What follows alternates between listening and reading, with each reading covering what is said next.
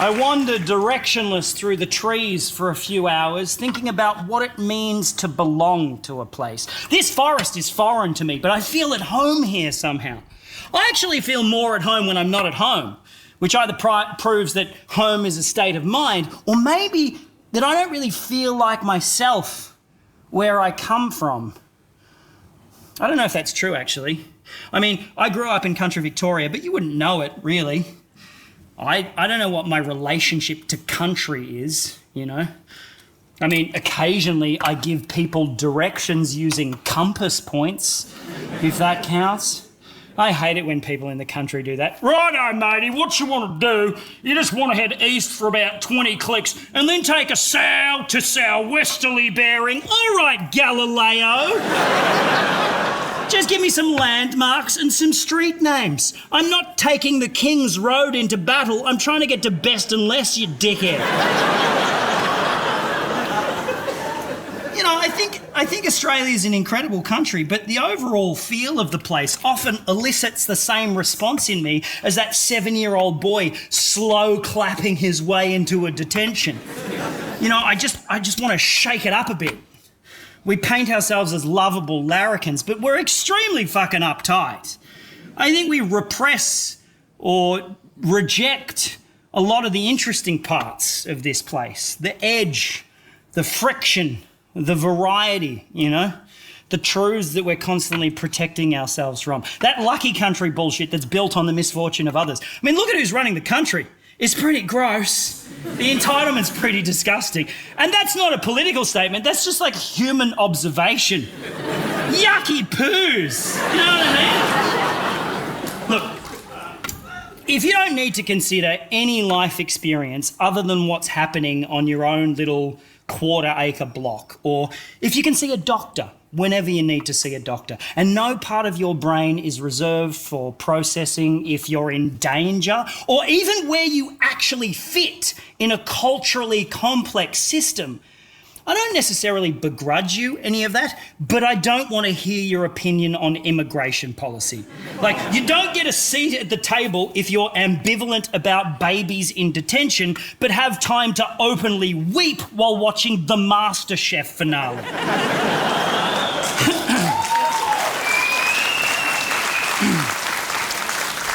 I stopped to relieve myself against a small stone wall in the undergrowth and discovered that I'm actually standing on the edge of a swimming pool. It's the ruins of a swimming pool. It's full of leaves and fallen branches and shit, but it's unmistakable in its aquatic origins. I look around, and slowly it dawns on me that I am standing in the middle of the abandoned ruins of the Cornish estate. Edward Joel Cornish was born in Iowa in 1862. He was practicing law by the age of 21, climbed his way up to assistant district attorney, and became the personal lawyer and friend of a man by the name of Levi Carter of the Carter Lead Company. Carter's Lead Works was like the largest manufacturer of paint in the United States. We're talking a good 60 years before people recognised that lead poisoning from paint and airborne particles from leaded petrol causes learning difficulties, aggressive behaviour, and a tendency to believe whatever you read on the Facebook. When Levi Carter died in 1903, Edward Cornish became the president of the company and married Levi's widow, Selena. As they say in the lead business, you can't cut a dead man's lunch. I'm keeping that fucking line, I don't care what you think.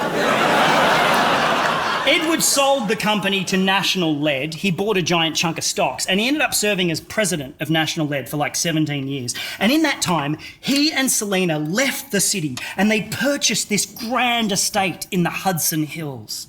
They bought it from a Chicago diamond merchant named Sigmund Stern. And I fucking wish I made that detail up because Sigmund Stern, the diamond merchant, sounds like a character from a Scooby-Doo episode.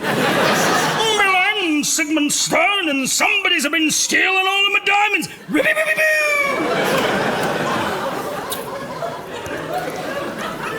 That bit was just for the racist baby. Edward and Selina were madly in love. They threw lavish parties in their expansive mansion and they rolled through the roaring 20s in lead-funded style. Then one day in 1938, at the impressive age of 76, Edward Cornish dropped dead at his desk from a heart attack. Over the following 2 weeks, Selina took care of the arrangements. She made sure Edward had a proper send-off, and then she died herself. The mansion and the grounds were passed on to Edward's nephew, Joel, who spent the next 20 years largely ignoring his aunt and uncle's prized legacy until accidentally setting fire to the mansion in 1958 and burning it to the ground. And here I am, 60 years later to the day, standing in the ruins of Edward and Selina's dream home, the charred remains of a shared life. All that was once important to these people, reclaimed by the forest. Good. Fuck 'em! Who cares?